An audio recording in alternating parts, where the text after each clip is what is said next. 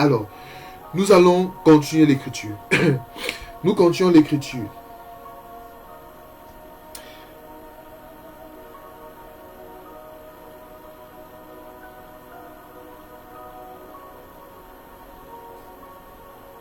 Nous allons prendre cette écriture-là. Je vais expliquer quelque chose ici encore.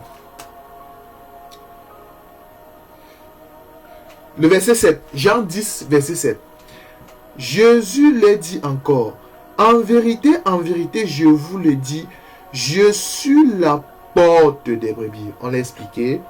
Tous ceux qui sont venus avant moi sont des voleurs et des brigands, mais les brebis ne les ont point écoutés.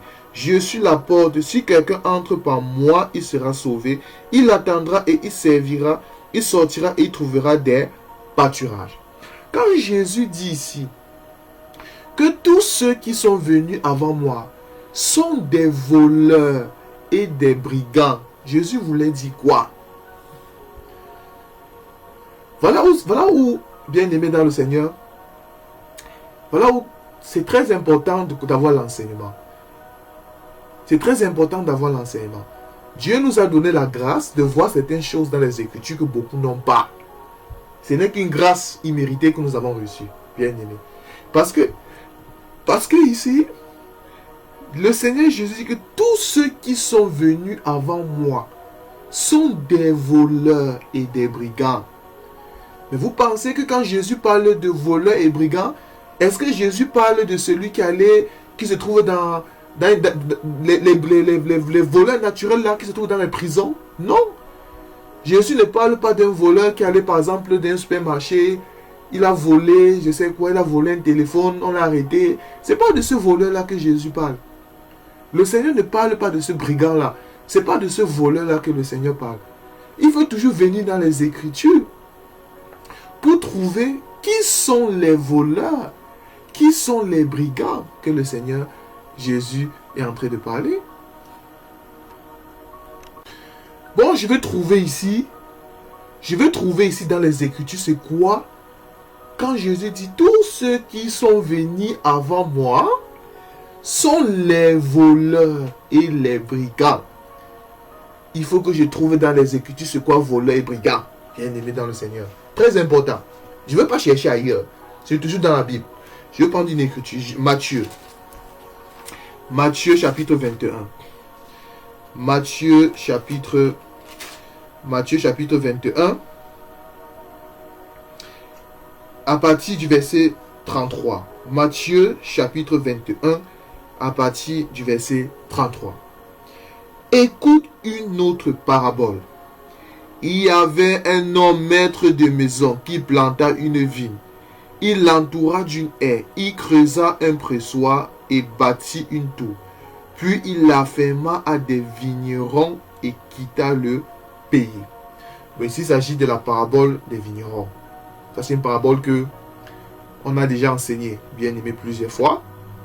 Donc, pour ceux qui vont avoir l'enseignement dessus, vous pouvez regarder les enseignements que nous avons donnés là-dessus. Bon, ici, parce qu'il s'agit ici d'un homme qui était maître d'une maison. Il avait planté la vigne.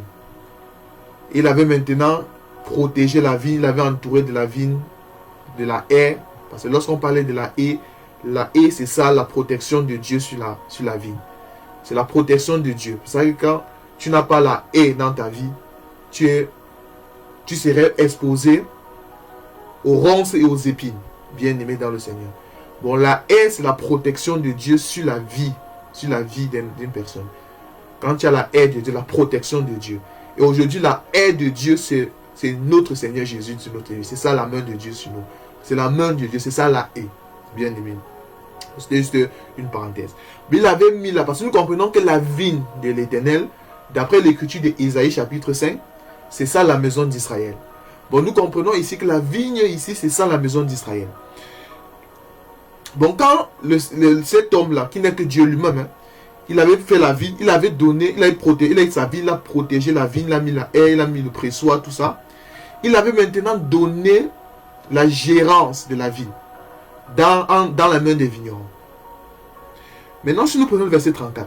Lorsque le temps de la récolte fut arrivé, il envoya ses serviteurs vers les vignerons pour recevoir les produits de la vigne. Les vignerons s'étant saisis de ses serviteurs, battirent l'un, tuèrent l'autre et lapidèrent les troisièmes. Bon, nous allons comprendre ici que les serviteurs que l'homme avait envoyés, c'est ça, ce n'est que les prophètes, bien aimés dans le... Bon, ça c'est un enseignement que nous avons déjà donné, bien aimés dans le Seigneur.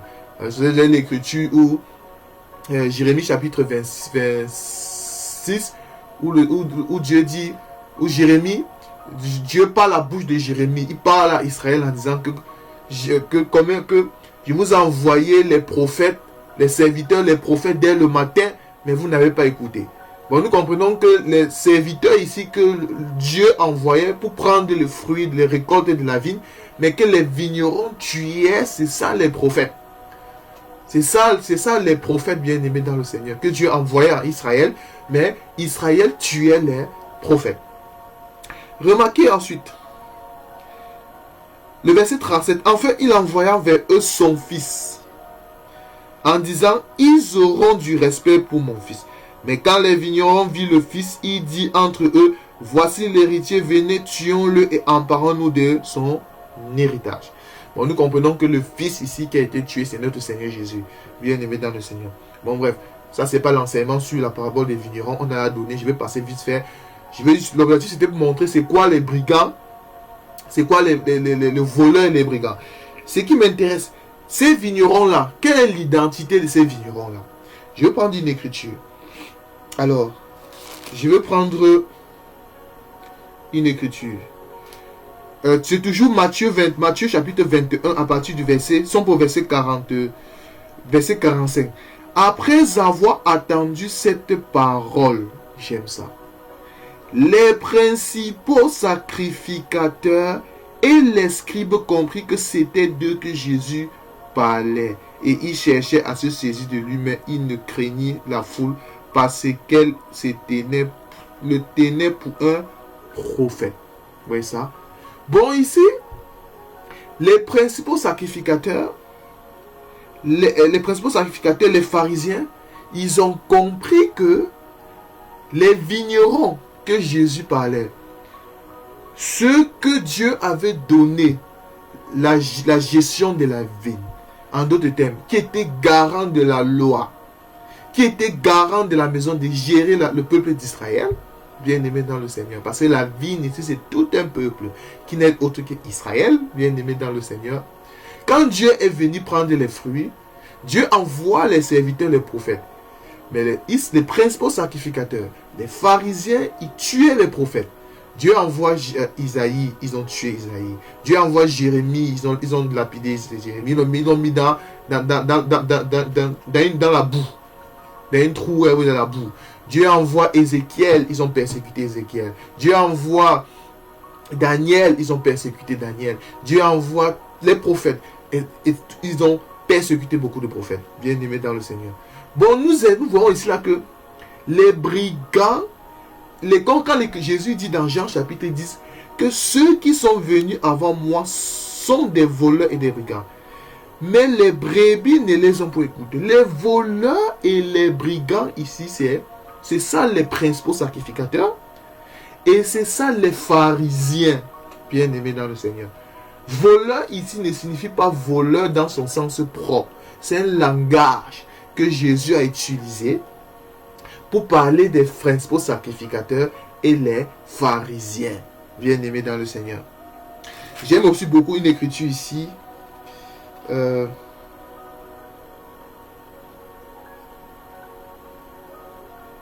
J'aime beaucoup une écriture ici que notre maître Christ Jésus a dit. C'est là dans Matthieu chapitre 23.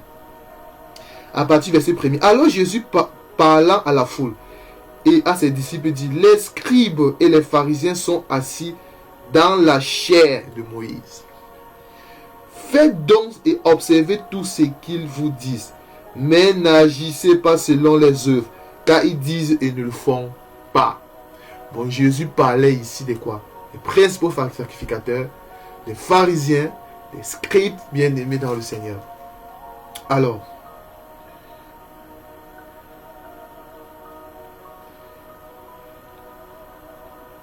bon, j'ai voulu expliquer ça, bien-aimé dans le Seigneur. Et lorsqu'on parle des brebis, les brebis, ce n'est que les disciples du Christ Jésus, bien-aimés dans le Seigneur. C'est ça les enfants de Dieu, les disciples, les serviteurs. C'est nous qui sommes les brebis du Seigneur. J'ai voulu expliquer cette parole-là, bien-aimé, pour que ça soit plus clair. Merci, tendre Père. Merci pour ta parole, Jésus. Seigneur Jésus, c'est toi seul qui ouvre le cœur de tes enfants, Seigneur. C'est toi seul qui conduis ton peuple, Seigneur. Seigneur, nous, je prie tout par toi, parce que c'est toi qui fortifies, Seigneur. Merci pour tout, merci pour la force que tu nous donnes, Jésus, parce que tu es le Seigneur et le roi des rois. Bénis tous ceux qui vont écouter cet enseignement, Seigneur Jésus. Et nous croyons, Jésus, que tant que l'enlèvement n'est pas encore là, nous serons toujours là pour proclamer ton nom. Merci, Seigneur Jésus.